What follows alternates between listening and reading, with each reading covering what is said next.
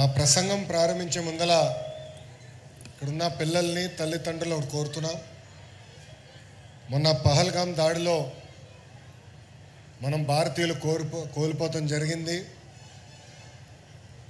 అందుకే నేను ఏ కార్యక్రమం ప్రారంభించినా వందే మాత్రం అన్న నినాదంతో నేను ప్రారంభిస్తాం జరుగుతుంది.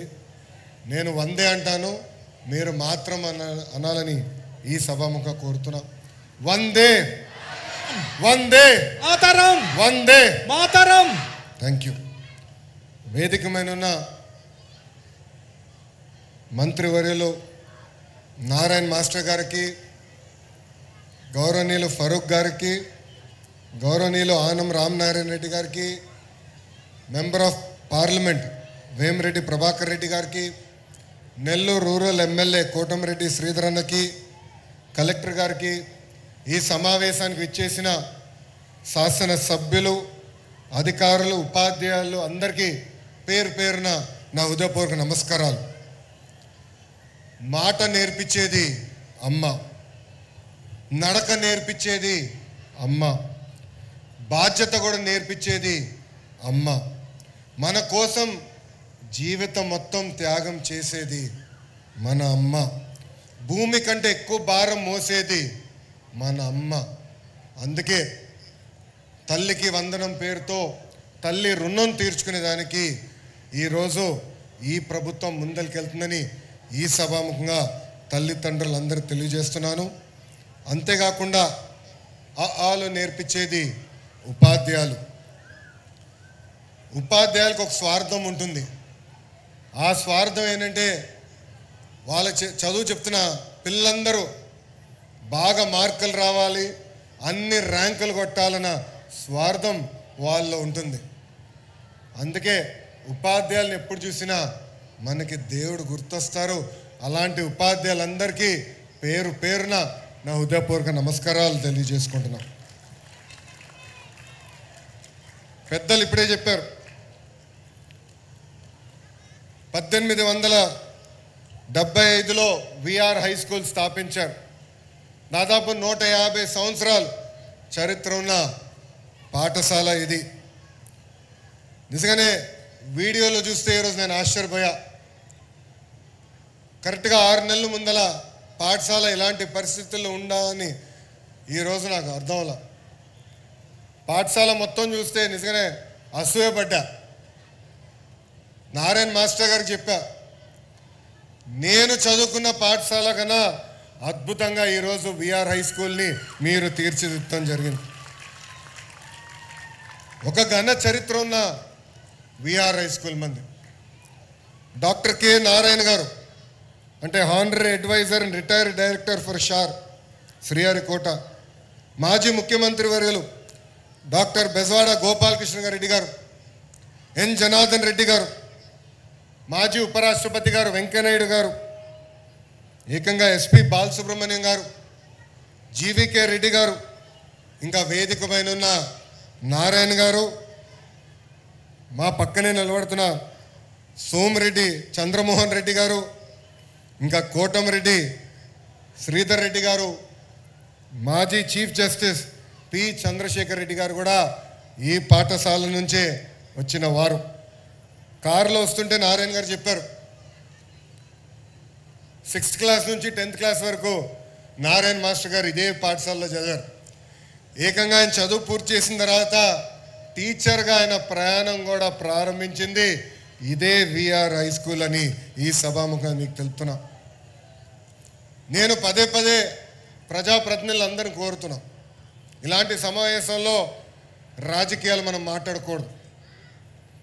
స్కూల్కి ఏకంగా రాజకీయాలు దూరం పెట్టాల్సిన అవసరం ఉంది. అనేక కారణాల వల్ల ఈ పాఠశాల మూతపడింది. కానీ నారాయణ గారు డోర్ టు డోర్ తిరిగి ఆనాడు ప్రజలందరికీ హామీ ఇచ్చారు, మూతబడిన విఆర్ హై స్కూల్ని తిరిగి ప్రారంభిస్తా అని చెప్పారు. మన ప్రభుత్వం ఏర్పడిన మొదటి సంవత్సరంలోనే చేసి సాధించిన వ్యక్తి మంత్రి నారాయణ గారు. నా పక్కనున్న 2 పిల్లలు అడిగా, ఎందుకు వచ్చారు, ఎందుకు చేరారు ఈ పాఠశాలలో? ఇంత అద్భుతమైన ప్లే గ్రౌండ్, అద్భుతమైన టీచర్లు, అద్భుతమైన కరికులం, స్మార్ట్ బోర్డ్స్ మా నెల్లూరు సిటీలోనే ఎక్కడ లేదు. అందుకే మేము వచ్చి ఈరోజు ఈ విఆర్ హై స్కూల్లో చేరటం జరిగిందని వాళ్ళు చెప్తాం జరిగింది.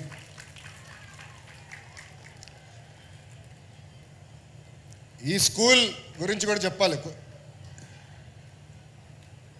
నారాయణ గారు పర్సనల్గా తీసుకున్నారు. ఫైల్ ఎక్కడుందో వెంటాడారు. నాకు గుర్తున్నంతవరకు ఒకరోజు రాత్రి 10ంటికి ఫోన్ చేశారన్న. ఫోన్ చేసి ఫైల్ ఇప్పుడే నీ లాగిన్కి వచ్చింది, తొందరగా క్లియర్ చేయవా అన్నారు. చేస్తాను సార్ ఫోన్ పెట్టా. అంటే పొద్దున్న చేద్దాం అనుకున్నా. మళ్ళీ 30 నిమిషాల తర్వాత నారాయణ మాస్టర్ గారు ఫోన్ చేసి ఇంకా ఫైల్ క్లియర్ చేయలేదు, ఇప్పుడే క్లియర్ చేయండి అని నన్ను వెంటాడిన వ్యక్తి మంత్రి నారాయణ గారు. ఇది పిల్లలకి తల్లిదండ్రులు ఎందుకు చెప్తున్నాం అంటే, ఒక పట్టుదల క్రమశిక్షణతో ఏమైనా సాధించాలనుకుంటే అది సాధించే శక్తి మనలో ఉంటుంది. మనం 2014 నుంచి 19 వరకు చూసాం. నారాయణ మాస్టర్ గారు పట్టణాన్ని అద్భుతంగా అభివృద్ధి చేశారు. అనేక సంక్షేమ కార్యక్రమాలు కూడా ఆనాడు ముందలు తీసుకెళ్లారు. ఇచ్చిన ప్రతి హామీ నిలబెట్టుకో లక్ష్యంతో ఈరోజు ఆయన పనిచేస్తున్నారు.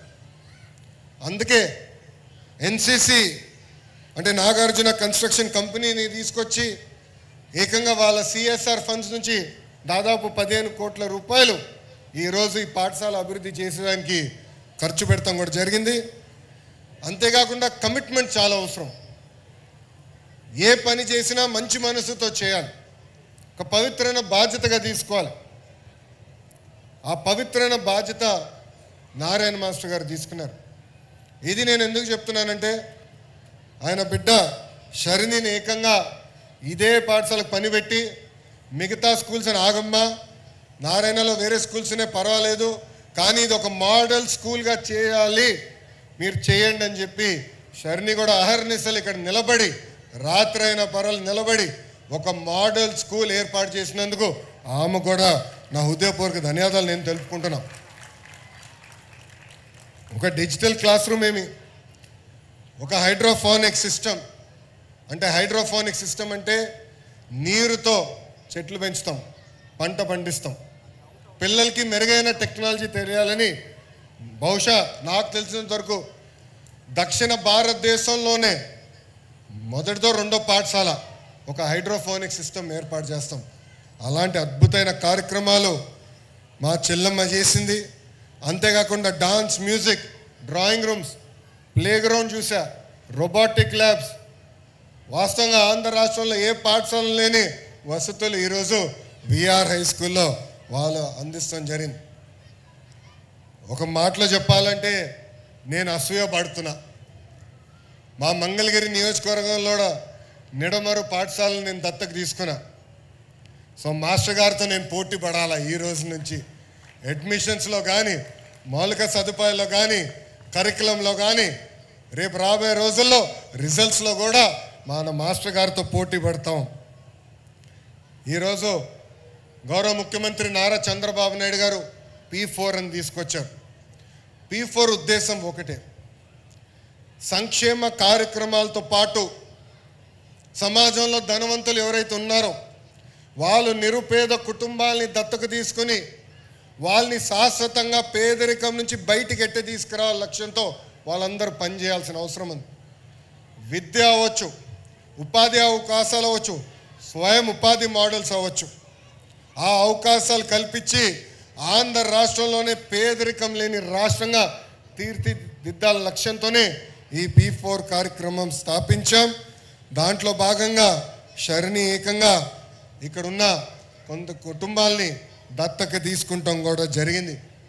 దాంతోపాటు ప్రభుత్వం ఇస్తున్న యూనిఫామ్స్తో పాటు ఏకంగా నారాయణ మాస్టర్ గారు అదనంగా 4 జతల బట్టలేమి, ట్రాన్స్పోర్టేషన్, బ్రేక్ఫాస్ట్ కూడా ఉచితంగా ఈరోజు విఆర్ హై స్కూల్లో అందజేస్తాం జరిగింది.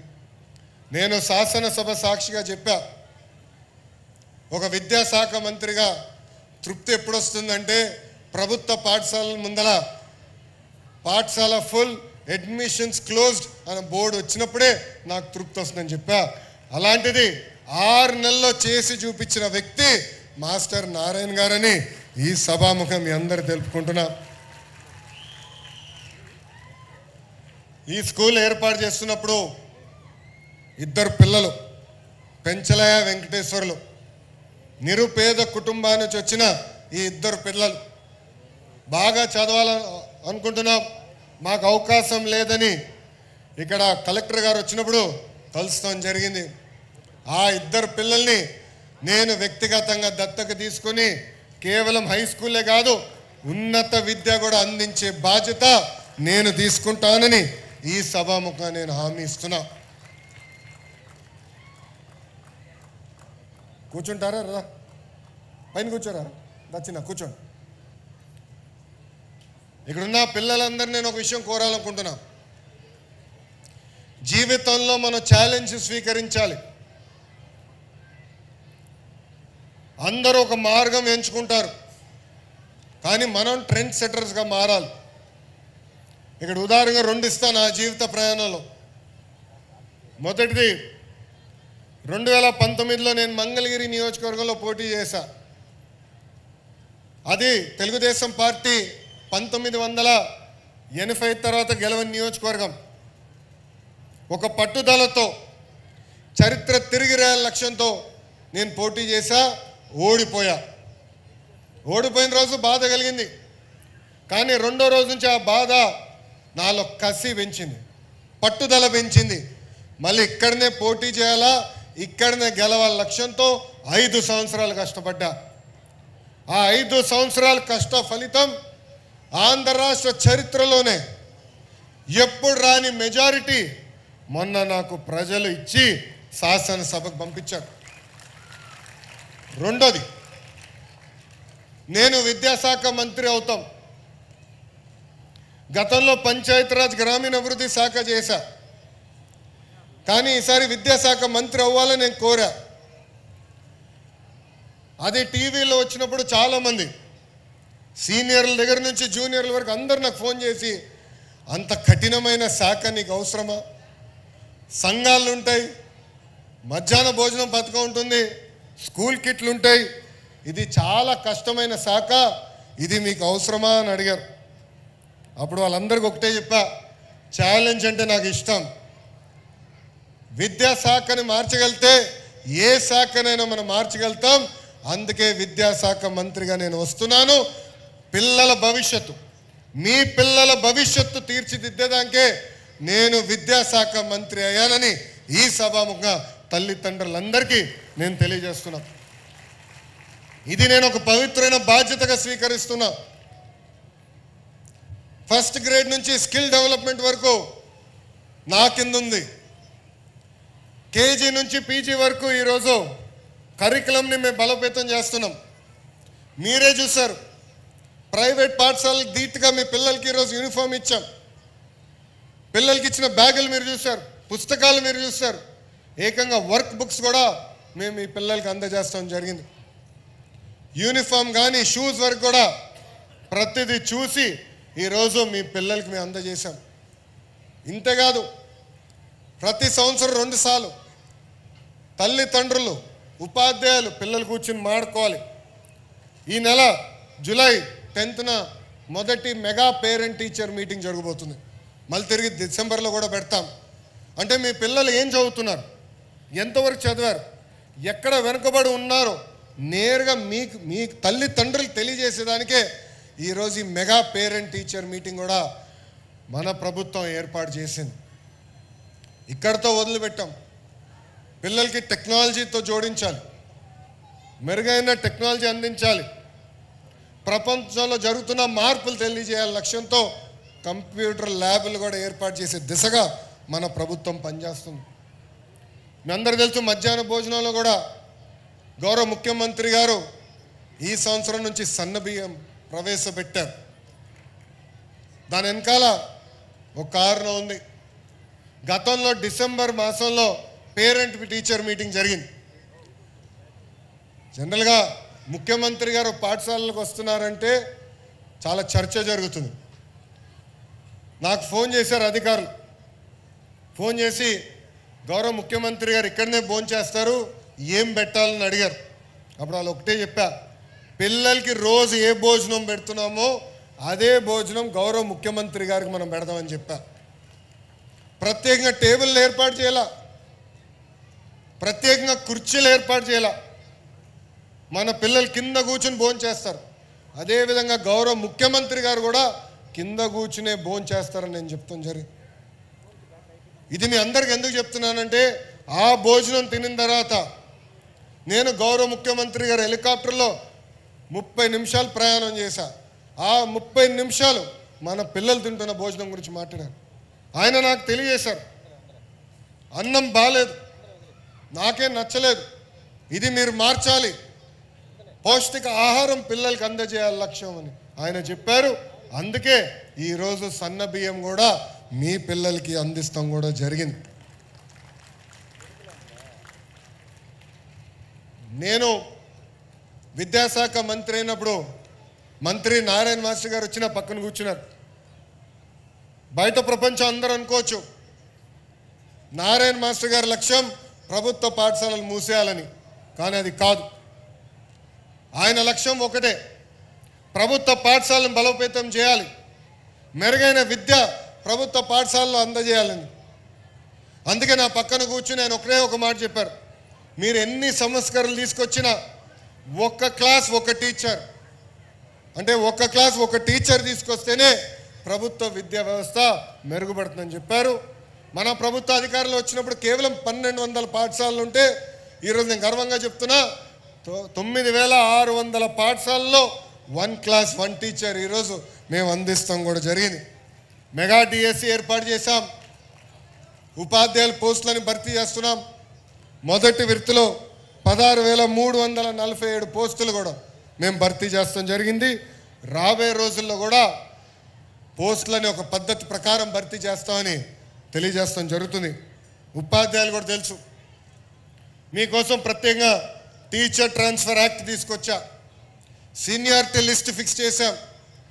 ఎప్పుడు లేని విధంగా మీరు ఎవరు చుట్టూ తిరగాల్సిన అవసరం లేని విధంగా ఏకంగా మొన్న దాదాపు 4,477 ఉపాధ్యాయులకి ప్రమోషన్ ఇచ్చాం. ఆన్లైన్ మెకానిజం ద్వారా 66,000 మంది ఉపాధ్యాయులు కూడా ప్రభుత్వం ట్రాన్స్ఫర్ చేసింది. ఒక వాల్యూ బేస్ విద్య చాలా చాలా అవసరం. ఎంత ఇంజనీర్ అయినా, డాక్టర్ అయినా, ఐఏఎస్ అధికారి అయినా, ఐపీఎస్ అధికారి అయినా, రాజకీయ నాయకుడు అయినా కూడా విలువలు చాలా అవసరం. మన పిల్లలకి ప్రత్యేకంగా విలువలు అందించేదానికి గౌరవ ముఖ్యమంత్రి నారా చంద్రబాబు నాయుడు గారు శ్రీ చాగంటి కోటేశ్వరరావు గారిని అడ్వైజర్గా నియమించి ఆయన రూపొందించిన పుస్తకాలు, వీడియోలు కూడా ఈరోజు మీ పిల్లలకి అందజేస్తాం జరుగుతుంది. దాంతోపాటు గౌరవ ఉప ముఖ్యమంత్రి పవన్ అన్న కూడా పదే పదే మొక్కలు నాటాలి, చెట్లు పెంచాలి, ఆ చెట్లు మనం కాపాడాలని చెప్తాం జరుగుతుంది. అందుకే మీ పిల్లలందరూ కూడా గ్రీన్ పాస్పోర్ట్ అని మేము ఇవ్వబోతున్నాం. ఆ గ్రీన్ పాస్పోర్ట్లో ఒక చెట్టు నాటి 3 సంవత్సరాలు ఆ చెట్టును కూడా కాపాడాల్సిన బాధ్యత మీ పిల్లలపైన ఉంటుంది. మీ పిల్లలు ఆ చెట్టు కాపాడిన తర్వాతనే ఉపాధ్యాయులు పాస్పోర్ట్ పైన సంతకం పెడతాం జరుగుతుంది. నేను విద్యాశాఖ మంత్రి అయిన వెంటనే ఫస్ట్ సెకండ్ క్లాస్ పుస్తకాలు చూసా. దాంట్లో ఇంటి పనులంతా ఆడవాళ్ళే చేస్తూనే ఉన్నాయి. నేను మా అధికారులు చెప్పా, చిన్న వయసులో నాకు పెళ్ళయింది, నేను బ్రహ్మని అమెరికాకి వెళ్ళినప్పుడు ఇంటి పనులు సమానంగా చేశాం, అంటే 50-50. అందుకే ఈరోజు పాఠశాల పుస్తకాల్లో కూడా ఇంటి పనులు 50% మగవాళ్ళు చేసే ఫోటోలు ఉన్నాయి. అంటే మహిళల్ని గౌరవించాలా, అన్నిట్లో మగ ఆడ సమానం అనేది పాఠశాల నుంచే ప్రారంభించాల లక్ష్యంతో మీ ప్రభుత్వం పనిచేస్తుంది. ఇంకా ప్రతి సాటర్డే నో బ్యాగ్ డే కింద ప్రకటించాం. పిల్లలకి టెక్నాలజీతో అనుసంధానం ఏమి, స్పోర్ట్స్, ఫిట్నెస్, యోగా కూడా ఏర్పాటు చేయాల లక్ష్యంతో మేము పనిచేస్తున్నాం. ఏకంగా పిల్లలు రేపు నీట్ కానీ, జేఈ మెయిన్స్ కానీ ఈ ఎగ్జామ్స్ కొట్టేదానికి అవసరమైన స్టడీ మెటీరియల్ కూడా ఉచితంగా ప్రభుత్వం అందజేస్తుందని ఈ సభాముఖం మీ అందరు తెలుపుకుంటూ, ఒక విద్యాశాఖ మంత్రిగా నా లక్ష్యం ఒకటే, యావత్ భారతదేశంలోనే కాదు ప్రపంచంలో ప్రభుత్వ విద్య ఎక్కడ బాగుందంటే దానికి కేర్ ఆఫ్ అడ్రస్ ఆంధ్రప్రదేశ్ చేసే బాధ్యత నేను తీసుకుంటానని ఈ సభాముఖంగా మీకే కాదు ఆంధ్ర రాష్ట్రంలో తల్లిదండ్రులందరూ తెలియజేస్తూ, గతంలో అనేక కారణాల వల్ల ప్రభుత్వ పాఠశాలలు వెనుకబడి ఉన్నాయి. కానీ ఒక సంకల్పంతో, ఒక పట్టుదలతో ఈరోజు మేము అందరం పనిచేస్తున్నాం. ఒక విద్యాశాఖ మంత్రిగా నా దగ్గర నుంచి ఉపాధ్యాయుల దగ్గర వరకు అందరూ నేను ఏ కార్యక్రమం ఇచ్చినా స్వీకరిస్తున్నారు, పనిచేస్తున్నారు. మన పిల్లలకి మెరుగైన భవిష్యత్తు అందజేయడానికి అహర్నిశలు కష్టపడుతున్నారని ఈ సభాముఖం మీ అందరు తెలుపుకుంటూ, నిజంగానే గౌరవ మంత్రివర్యుల్ని నారాయణ గారిని సభాముఖంగా నేను అభినందిస్తున్నా. నిజంగా ఆశ్చర్యపోయే విధంగా మీరు ప్రభుత్వ పాఠశాలను తీర్చిదిద్దారు. ఇదే విధంగా 175 నియోజకవర్గాల్లో 175 లీప్ పాఠశాలలు ఏర్పాటు చేయాల లక్ష్యంతో మీ ప్రభుత్వం ఉంది. రాబోయే 5 సంవత్సరాలు ఈ స్థాయిలో కనీసం ఒక్క పాఠశాలను ఏర్పాటు చేస్తామని ఈ సభాముఖంగా మీ అందరు తెలుపుకుంటూ మీ అందరి దగ్గర నుంచి సెలవు తీసుకుంటున్నా. తెలుగులో ఫాస్టెస్ట్ న్యూస్ ఇప్పుడు కొత్త అవతారంలో 5 సెకండ్లోనే పూర్తి వార్తా సమాచారం మీ చేతిలో. సోషల్ మీడియా ట్రెండ్స్ మీ కళ్ళ ముందుకే live TV and voice search ఆప్షన్స్తో ఇప్పుడే డౌన్లోడ్ చేయండి. యాప్ లింక్ డిస్క్రిప్షన్లో ఉంది.